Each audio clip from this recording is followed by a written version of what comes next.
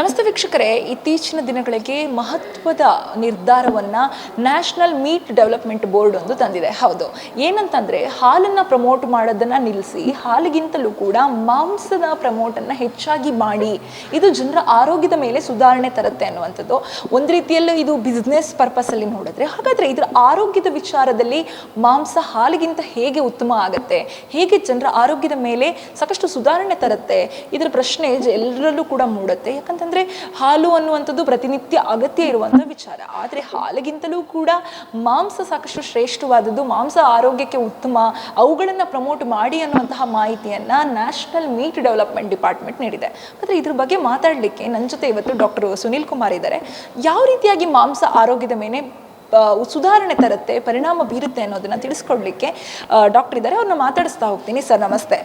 ನಾನು ಆಗಲೇ ಹೇಳಿದಾಗೆ sir, national meet development department ಒಂದು ರೀತಿಯಲ್ಲಿ ಬಿಸ್ನೆಸ್ ಪರ್ಪಸ್ ಆಗಿರ್ಬೋದು, ಇನ್ನೊಂದು ರೀತಿಯಲ್ಲಿ ಹಾಲನ್ನು ಪ್ರಮೋಟ್ ಮಾಡೋದನ್ನು ನಿಲ್ಲಿಸಿ ಅನ್ನುವಂಥ ಹೇಳಿಕೆ ಜೊತೆಗೆ ಮಾಂಸವನ್ನು ಹೆಚ್ಚು ಪ್ರಮೋಟ್ ಮಾಡಿ ಅನ್ನೋದನ್ನು ಹೇಳ್ತಾ ಇದೆ. ನಿಮ್ಮ ಪ್ರಕಾರ ಸರ್, ಆರೋಗ್ಯದ ಮೇಲೆ ಮಾಂಸ ಹಾಲಿಗಿಂತಲೂ ಹೆಚ್ಚು ಉತ್ತಮವಾಗಿ ಹೇಗೆ ಕೆಲಸ ಮಾಡುತ್ತೆ? ಇಲ್ಲ, ಹೆಚ್ಚು ಉತ್ತಮವಾಗಿ ಏನು ಕೆಲಸ ಮಾಡೋದಕ್ಕೆ ಸಾಧ್ಯನೇ ಇಲ್ಲ. ಬಿಕಾಸ್ ಅದ್ರ ಮಾಂಸ ಅನ್ನೋಂಥದ್ದನ್ನೇ ಡೈಜೆಷನ್ ಕೆಪಾಸಿಟಿ ಕಡಿಮೆ ಮಾಡುತ್ತೆ. ಮತ್ತು ಅಡಲ್ಟ್ಸು ಮತ್ತು ಸೀನಿಯರ್ ಸಿಟಿಸನ್ಸು ತಿನ್ನೋದು ಅಥವಾ ಜೀರ್ಣ ಆಗೋದು ತುಂಬ ಕಷ್ಟ ಆಗುತ್ತೆ. ಹಾಗಾಗಿ ಯಾವ ಉದ್ದೇಶದಿಂದ ಹೇಳಿದ್ರೆ ಅಂತ ಗೊತ್ತಿಲ್ಲ. ಬಟ್ ಏನಂದರೆ ಈಕ್ವಲಿ ಪ್ರಮೋಟ್ ಮಾಡಬೇಕಾಗಿರೋಂಥದ್ದು, ಹಾಲನ್ನು ಎಷ್ಟು ಪ್ರಮೋಟ್ ಮಾಡಿದ್ರು ಅದೇ ರೀತಿಯೇ ಮೀಟನ್ನು ಪ್ರಮೋಟ್ ಮಾಡೋಂಥದ್ದು. ಮೀಟ್ ಪ್ರಮೋಟ್ ಮಾಡೋದ್ರಿಂದ ಎಕನಾಮಿಕಲಿ ವೀಕರ್ ಸೆಕ್ಷನ್ ಆಗ್ತಿರೋಂಥ ಸೊಸೈಟಿಯಲ್ಲಿರುವಂಥ ಫಾರ್ಮರ್ಸ್ಗೆ ಹೆಲ್ಪ್ ಆಗುತ್ತೆ ಅಂತ ಅವ್ರ ಉದ್ದೇಶದಿಂದ ಹೇಳ್ತಾರಂಥದ್ದು. ಹಾಗಾಗಿ ಎರಡೂ ಮೂಲಭೂತವಾಗಿ ಅವಶ್ಯಕತೆವಾಗಿರುವಂಥ ಫುಡ್ಸೇ, ಬಟ್ ಲಿಮಿಟೆಡ್ ಆಗಿ ತೊಗೊಳ್ಳೋವಂಥದ್ದು ಭಾಳ ಇಂಪಾರ್ಟೆಂಟ್ ಆಗುತ್ತೆ. ಮಾಂಸವನ್ನು ಈಗೇನು ಪ್ರಮೋಟ್ ಮಾಡಿದ್ರೆ ಸರ್, ಮಾಂಸದಲ್ಲಿ ಏನಾದರೂ ವಿಂಗಡಣೆ ಇದೆಯಾ? ಈ ರೀತಿಯಾದಂಥ ಮಾಂಸವನ್ನು ತಿಂದರೆ ಜನರ ಆರೋಗ್ಯದ ಮೇಲೆ ಸುಧಾರಣೆ ಕಾಣಿಸ್ಕೋಬೋದು, ಮತ್ತು ಹಾಲಿಗಿಂತ ಈ ರೀತಿ ಮಾಂಸ ಒಂದು ಯಾವುದಾದ್ರೂ ಉತ್ತಮವಾಗಿದೆ ಅನ್ನುವಂಥದ್ದು ಏನಾದರೂ ಇದೆಯಾ? ನ್ಯಾಷನಲ್ ಮೀಟ್ ಡೆವಲಪ್ಮೆಂಟ್ ಬೋರ್ಡ್ ಅನ್ನೋವಂಥದ್ದು ಎಲ್ಲ ಮೀಟ್ಗಳನ್ನು, ಚಿಕನ್ ಆಗಲಿ, ಮಟನ್ ಆಗಲಿ ಅಥವಾ ಫಿಶ್ ಆಗಲಿ ಎಲ್ಲನೂ ಅವರು ಪ್ರಮೋಟ್ ಮಾಡ್ತಾರಂಥದ್ದು. ಮೀಟ್ ಅಂದರೆ ಒಂದೇ ಮೀಟ್ ಅಂತಾರೆ, ಎಲ್ಲ ಥರದ ಮೀಟ್ಗಳನ್ನ ಪ್ರಮೋಟ್ ಮಾಡ್ತಾಯಿದ್ರೆ ನಿಜವಾಗ್ಲೂ ಒಳ್ಳೆಯ ವಿಚಾರ. ಈಗ ಫಿಶ್ನ ತಿಂದರೆ ತುಂಬ ಆರೋಗ್ಯದ ಮೇಲೆ ತುಂಬ ಉಪಯುಕ್ತಕಾರಿ ಆಗುತ್ತೆ ಈ ಥರದಕ್ಕೆ. ಆಮೇಲೆ ಈಗ ಹಾಲು, ಮೊಟ್ಟೆ, ಚಿಕನ್ ತಿನ್ನುವಂಥದ್ದು ಎಷ್ಟು ಯಾರ್ಯಾರಿಗೆ ಏನೇನು ಬೇಕಾಗಿರೋಂಥದ್ದು ಪ್ರಮೋಟ್ ಮಾಡ್ತಾಯಿದ್ರೆ ಹೊರತಾಗಿ ಯಾರಿಗೆ ಎಷ್ಟು ಬೇಕಾಗಿದೆ ಅನ್ನೋಂಥದ್ದು ಅವ್ರು ನಿರ್ಧಾರ ಮಾಡಬೇಕಾಗಿದೆ.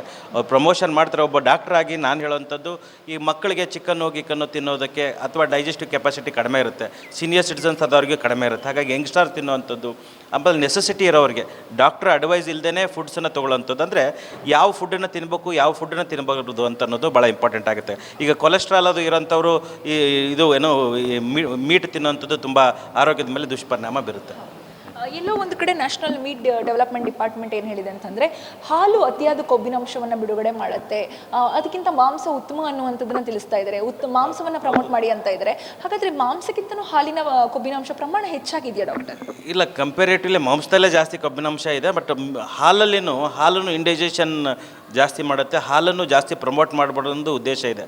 ಹಾಲನ್ನು ನಾವು ಎಲ್ಲರೂ ಹೇಳ್ತಾರಂತ ಆ್ಯಸ್ ಎ ಡಾಕ್ಟ್ರಾಗಿ ಮಕ್ಕಳಿಗೆ ಹಾಲು ಕೊಡಿ ಅದು ಅಂತ ಹೇಳ್ತಾಯಿದ್ರು. ಬಟ್ ನಾನು ಆ್ಯಸ್ ಎ ಡಾಕ್ಟ್ರಾಗಿ ನಾನು ಪ್ರಿಸ್ಕ್ರೈಬ್ ಮಾಡೋಕ್ಕೆ ಹೋಗಲ್ಲ. ಹಾಲು ಕಡಿಮೆ ಪ್ರಮಾಣದಲ್ಲಿ ಯೂಸ್ ಮಾಡೋವಂಥದ್ದು ತುಂಬ ಆರೋಗ್ಯಕ್ಕೆ ಒಳ್ಳೆಯದಾಗ್ತಾಯಿದೆ. ಬೇಕಾದ್ರೆ ಸಾಕಷ್ಟು ರಿಸರ್ಚ್ಗಳು ಅಥವಾ ರಿಸರ್ಚ್ ಡೆವಲಪ್ಮೆಂಟ್ ಬಂದಿರೋದ್ರಿಂದ ಹೊಸ ಆರ್ಟಿಕಲ್ಸಲ್ಲಿ ಹೇಳುವಂಥದ್ದು ಹಾಲನ್ನು ಕಡಿಮೆ ಪ್ರಮಾಣದಲ್ಲಿ ಸೇವಿಸಬೇಕು ಅನ್ನೋಂಥದ್ದು ಆರೋಗ್ಯ ದೃಷ್ಟಿಕೋನದಿಂದ. ಬಿಕಾಸ್ ಇಂಡೈಜೆಷನ್ ಆಗುವಂಥದ್ದು ಹೆಲ್ತ್ ಮೇಲೆ ಪರಿಣಾಮ ಬೀರುವಂಥದ್ದು ಆಗ್ತಾಯಿದೆ. ಎಸ್, ಕೇಳಿದ್ರಲ್ಲ ವೀಕ್ಷಕರೇ, ಏನು ನ್ಯಾಷನಲ್ ಮೀಟ್ ಡೆವಲಪ್ಮೆಂಟ್ ಡಿಪಾರ್ಟ್ಮೆಂಟು ಆದೇಶವನ್ನು ಹೊರಡಿಸಿದೆ, ಹಾಲನ್ನು ಕಡಿಮೆ ಪ್ರಮೋಟ್ ಮಾಡಿ ಅವುಗಳಿಂದ ಕೊಬ್ಬಿನಾಂಶ ಹೆಚ್ಚಾಗಿ ಬಿಡುಗಡೆ ಆಗುತ್ತೆ, ಅದಕ್ಕಿಂತ ಮಾಂಸ ಉತ್ತಮ, ಆರೋಗ್ಯದಲ್ಲಿ ಸುಧಾರಣೆ ತರುತ್ತೆ, ಹೆಚ್ಚಾಗಿ ಮಾಂಸವನ್ನು ಪ್ರಮೋಟ್ ಮಾಡಿ ಅಂತ ಹೇಳ್ತಾ ಇದ್ದಾರೆ. ಆದರೆ ಇದಕ್ಕೆ ಸಂಬಂಧಪಟ್ಟ ಹಾಗೆ ಡಾಕ್ಟರ್ ಹೇಳಿಕೆ ಏನು ಅಂತಂದರೆ, ಮಾಂಸವು ಕೂಡ ಅತಿ ಹೆಚ್ಚು ಕೊಬ್ಬಿನಾಂಶವನ್ನು ಬಿಡುಗಡೆ ಮಾಡುತ್ತೆ. ಹಾಗಾಗಿ ಯಾವುದನ್ನೇ ಆಗಿರಲಿ ಈಕ್ವಲ್ ಆಗಿ ತೆಗೆದುಕೊಳ್ಬೇಕು, ಹೆಚ್ಚಾಗಿ ತಗೊಳ್ಬಾರ್ದು. ಹಾಗೆಯೇ ಹಾಲು ಕೂಡ ಒಂದು ಉತ್ತಮ, ಆದರೂ ಕೂಡ ಹಾಲನ್ನು ಕೂಡ ಕಡಿಮೆ ಪ್ರಮಾಣದಲ್ಲಿ ಸೇವನೆ ಮಾಡಬೇಕು. ಯಾಕಂತಂದರೆ ಹಾಲು ಕೂಡ ಕೊಬ್ಬಿನಾಂಶವಿದೆ ಮತ್ತು ಜನರ ಆರೋಗ್ಯದ ಮೇಲೆ ಪರಿಣಾಮ ಬೀಳುವ ದೃಷ್ಟಿಯಲ್ಲಿ ಹಾಲು ಕೂಡ ಒಂದು ನೆಗೆಟಿವ್ ಕ್ಯಾಟಗರಿಗೆ ಹೋಗುತ್ತೆ ಅನ್ನುವಂಥದ್ದು ಡಾಕ್ಟರ್ ಅಭಿಪ್ರಾಯ. ಇದಾಗಿತ್ತು ಈ ಹೊತ್ತಿನ ವಿಶೇಷ ಸುದ್ದಿ. ಇನ್ನಷ್ಟು ಸುದ್ದಿಗಾಗಿ ನೋಡ್ತಾ ಇರಿ guarantee news. Camera person Mahesh ಜೊತೆ Shami Shetty, guarantee news, Bengaluru. Guarantee news, ಸುದ್ದಿ ಖಚಿತ, ನ್ಯಾಯ ನಿಶ್ಚಿತ.